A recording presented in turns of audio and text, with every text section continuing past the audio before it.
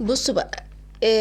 احنا طبعا خلاص كلها شهرين تلاتة كده ويجي الفالنتين، واي واحدة بقى هتكون حابة ان هي مثلا تزين بيتها وتعمل وتجيب طبعا الشمع اللي هو بيكون الفواحة عشان يدي ريحة حلوة.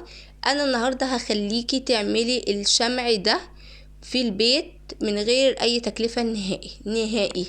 يعني بصوا انا بعمل لكم حاجات بتكلفة قليلة جدا جدا، يعني ما فيش اسهل من كده ولا اوفر من كده. بصي بقى، عارفة الشمع اللي هو بيتباع في اي مكان ده، اللي هو بتاع اللي احنا كنا بنشغله لما النور بيقطع؟ اكيد طبعا كلنا عارفينه وكلنا حاضرينه. هتجيبي الشمع ده، هتجيبي شمعتين مثلا، وهتبداي ان انت تكسريهم، والدبارة بتاعتهم هتشيليها على جنب عشان هنحتاجوها اكيد. وبعد كده هتجيبي طبق صغير وهتحطيه في هتحطي فيه قصدي الشمع ده، وهتحطي عليه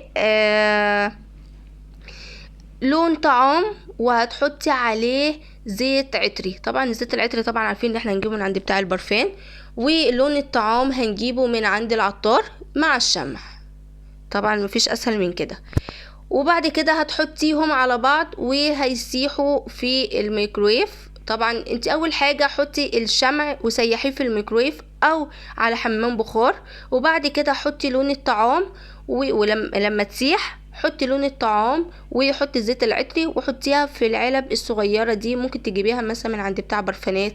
المهم دوري على علبة كده بتكون صغيرة مدورة كده وصغيرة، بحيث ان انت تحطي فيها قالب الشمعة.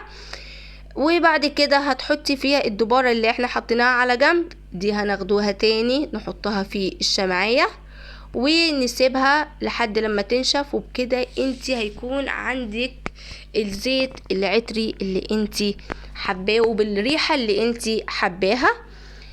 وكده هتكوني عملتي. طبعا هتجيبي طبعا كذا لون وكذا زي او كذا علبة تحطي فيها الشمع ده العطر ده، وهتعملي اللي انتي عاوزاه بيها وتحطي بالكمية اللي انتي عاوزاها على حسب الكمية انتي هتكتري الشمع. وبكده عملنا الشمع العطري في البيت.